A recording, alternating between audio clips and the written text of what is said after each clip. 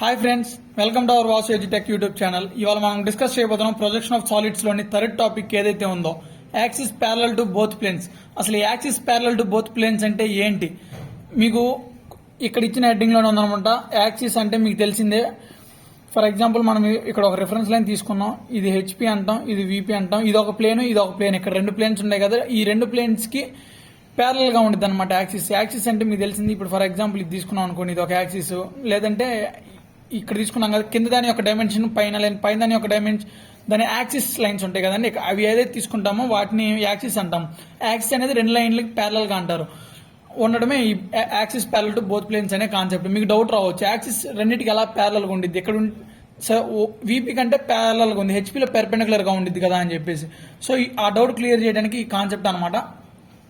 మనం ఇచ్చిన ప్రాబ్లం కనుక చూసినట్లయితే, hexagonal pyramid of side of base 30 mm అని ఇచ్చారు. అంటే ఇక్కడ మన క్వశ్చన్ లో ముందు హెక్సాగన్ డ్రా చేయాలని తెలుసు. నెక్స్ట్ ఇక్కడ పిరమిడ్ అని ఇచ్చారు. పిరమిడ్ అంటే ఏం తీసుకోవాలి? పిరమిడ్ అంటే ఏం తీసుకోవాలి అంటే మీకు తెలిసిందేనమాట, ట్రయాంగిల్, పైన ట్రయాంగిల్. అదే కానీ ప్రిజం ఇచ్చారనుకోండి, రెక్టాంగిల్ వస్తుంది. సో ఈ నొటేషన్ అనేది మీరు గుర్తుపెట్టుకోండి. ప్రతి దానిలో పిరమిడ్, ప్రిజం గుర్తుపెట్టుకోవాలన్నమాట. Next height and 60 mm long resting on base of HP అన్నారు. అంటే ఇప్పుడు ఇది ఏదైతే ఉందో పిరమిడ్, అంటే ఇది యాక్సిస్ అనమాట. ఇది 60 mm హైట్ ఉండాలంట. అది ఎక్కడ హెచ్పిలో లే అయి ఉండాలి. హెచ్పిలో లే అవ్వాలి అంటే దాని యొక్క డయాగ్రామ్, ఒరిజినల్ డయాగ్రామ్ అనేది ఎక్కడ వస్తుంది?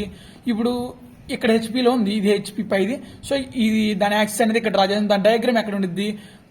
కంపల్సరీగా వీపీలో ఉండిద్ది అనమాట దాని డయాగ్రామ్ అనేది. Such that one of edge base is parallel to parallel ఉండాలంట. And 10 mm in front of VP. ఇక్కడ మీకు ఇంకో డౌట్ రాదు, 10 mm in front of VP ఏంటని. ఇక్కడ ఏదైతే డయాగ్రామ్ ఉందో, హెక్సాగాన్ అడిగారు, ఇలా గీయాలి. ఇలా ఈ హెక్సాగాన్ అనేది ఈ రిఫరెన్స్ లైన్ కి దీనికి 10 mm అంటే 1 cm లాంగ్ ఉండాలి. అదే ఇక్కడ వాళ్ళు అడుగుతున్నారు, 10 mm ఇన్ ఫ్రంట్ అన్నారు. ఇన్ ఫ్రంట్ అంటే కిందకి 1 cm గ్యాప్ తోటి డయాగ్రామ్ వేయాలి. మీకు డౌట్ రావచ్చు, ఇక్కడ హెక్సాగాన్ అనేది ఇలా ఎందుకు వేశారు? ప్యారలల్ గా, పెర్పెండిక్యులర్ గా కూడా వేయొచ్చు కదా అని చెప్పేసి. సో ఇక్కడ మన క్వశ్చన్ లోనే అడిగారు, బేస్ ఈజ్ ప్యారలల్ అని. ఇది బేస్ అనేది దీని రిఫరెన్స్ లైన్ ప్యారలల్ గా ఉండాలి కాబట్టి సో మనం ఇలా డ్రా చేసాం. మీరు ఇంజనీరింగ్ గ్రాఫిక్స్ ఏం లేదండి, చూసి ఈజీగా క్వశ్చన్ చదివి అర్థం చేసుకున్నారంటే ఈజీగా అయిపోద్ది. ఇప్పుడు చూడండి, నేను లేట్ చేయకుండా ఈ వీడియోలోకి వెళ్ళిపోదాం. ఫస్ట్ మనం ఒక రిఫరెన్స్ లైన్ అనేది తీసుకోవాలన్నమాట. మీకు తెలిసింది, రిఫరెన్స్ లైన్ తీసుకున్నాక ఇది హెచ్పి అనుకుంటాం, ఇది విపి అనుకుంటాం. అంటే హారిజాంటల్ ప్లేన్, వెర్టికల్ ప్లేన్. ఆ నెక్స్ట్ మనకు తెలిసిందే, క్వశ్చన్ లో ఇచ్చినట్లుగా ముందు డయాగ్రామ్ అనేది డ్రా చేయాలి. ఎంత అంటే రిఫరెన్స్ లైన్ కి 10 mm అంటే 1 cm లెంత్ కిందకి, ఇన్ ఫ్రంట్ అన్నారు కాబట్టి కిందకి అనమాట. సో నేను ఇక్కడ డాట్ పెట్టుకుంటున్నాను.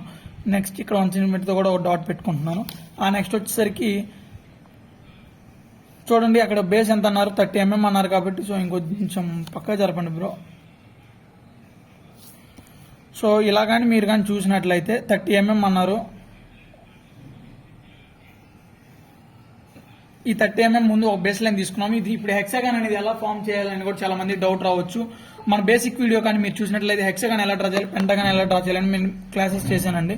నెక్స్ట్ హెక్సాగాన్ కి 60 degrees మనం యాంగిల్ తీసుకోవాలి. బై యూజింగ్ ప్రొట్రాక్టర్ మీరు ఎడ్జ్ మీద పెట్టేసి 60 degrees మార్క్ చేసుకోండి. అలా స్కేల్ పెట్టేసేసుకోండి. 3 cm మళ్ళీ 3 cm ఒకటి అలా హెక్సాగాన్ అనేది ఫామ్ చేయండి. ఇంక ఇక్కడ కూడా ఫైనల్ పాయింట్ మీద 60 degrees పెట్టుకున్నాను అనమాట. ఇక్కడ కంపాస్ ప్లేస్ అది ప్రొట్రాక్టర్ ప్లేస్ చేసేసి ఇక్కడ చూడండి, ఎగ్జాక్ట్ 30 ఉంటుంది అనమాట. ఇట్లా ఇచ్చినాక మీరు అంతా నేమింగ్ ఇవ్వండి, ఏ బి సి డి ఈ ఎఫ్ అని చెప్పేసి. నెక్స్ట్ ఈ కార్నర్స్ ఏదైతే ఉన్నాయో ఇవన్నీ మీరు జాయిన్ చేయాలని మీకు తెలుసు, ఎందుకంటే మిడ్ పాయింట్ రావాలన్నమాట మనకి. సో మిడ్ పాయింట్ అనేది కూడా మనకు ఫామ్ అయింది ఇక్కడ, ఓ అని చెప్పేసి. ఇప్పుడు మనం ఏదైతే ఉందో ఫస్ట్ ఇవన్నీ కూడా ఇలా పైకి ప్రొజెక్ట్ చేయండి లైట్ గా. అంటే మామూలుగా హెచ్ పెన్సిల్ వాడండి, ఫైనల్ షేప్ కి హెచ్బి పెన్సిల్ వాడాలన్నమాట. సో నేను ఇక్కడ అవైలబిలిటీ లాగా ఇలా చేస్తున్నాను. మీరు మాత్రం కంపల్సరీగా హెచ్ పెన్సిల్ వాడిన ఎగ్జామ్ లో అయితే. ఇలా వచ్చేసాక మీరు ఇది వీటికి నేమింగ్ ఇవ్వండి. కింద ఉంటే వీపీలో ఏదైతే నొటేషన్ ఉందో వాటికి నార్మల్ గా ఇస్తామని తెలుసు. అదే నొటేషన్ హెచ్పీలో వచ్చిందంటే డాష్ ఇస్తామని కూడా మీకు తెలుసు అనమాట. ఏ డాష్, ఇక్కడ ఎఫ్ డాష్, బి డాష్ అండి, ఇక్కడ ఓ డాష్, ఇది ఈ డాష్, సి డాష్, నెక్స్ట్ ఇది డి డాష్. తర్వాత మనకి ఇచ్చినట్లుగానే పైన పిరమిడ్ అనేది కన్స్ట్రక్ట్ చేయాలా. ఈ పిరమిడ్ అనేది కన్స్ట్రక్ట్ చేయాలి అంటే ఎంత సంథింగ్ లెంత్ అనేది ఇస్తారు. అంటే 60 mm అన్నాడు, అంటే 6 cm అనమాట. చూడండి, ఇక్కడ రిఫరెన్స్ లైన్ దగ్గర నుంచి 6 cm చూడండి ఇక్కడికి ఉందనమాట. ఎప్పుడైనా ఓ మిడ్ పాయింట్ అనేది డాటెడ్ లైన్స్ తోటి చేయాలి. చూడండి నేను ఎర్లైజ్ చేస్తున్నాను అలా ఇక్కడ డాటెడ్ లైన్స్.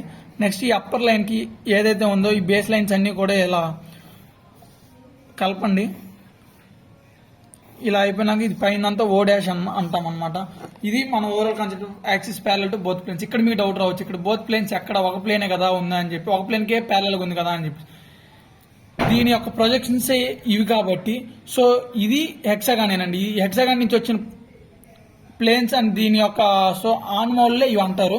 ఇప్పుడు ఇది దీనికి ప్యారలల్గా ఉన్నప్పుడు దీని యొక్క వచ్చిన లెంతే కదండి ఇదంతా కూడా. ఇప్పుడు దీని ప్యారలల్ కూడా ఇదనమాట. సో ఇక్కడ axis parallel to both planes. ఇది ఇక్కడ నుంచి చూస్తే ఇది యాక్సిస్, ఇక్కడ నుంచి చూస్తే దీని యాక్సిస్ ఇది అనమాట. So axis parallel to both planes. ఇది friends overall concept of axis parallel to both planes. ఈ వీడియో కనుక మీకు నచ్చినట్టయితే లైక్ చేయండి, షేర్ చేయండి. అదే విధంగా మీకు ఏదైనా డౌట్ ఉంటే కామెంట్ బాక్స్ లో కామెంట్ చేయండి. సబ్స్క్రైబ్ చేసుకోవడం మాత్రం మర్చిపోవద్దు ఫ్రెండ్స్.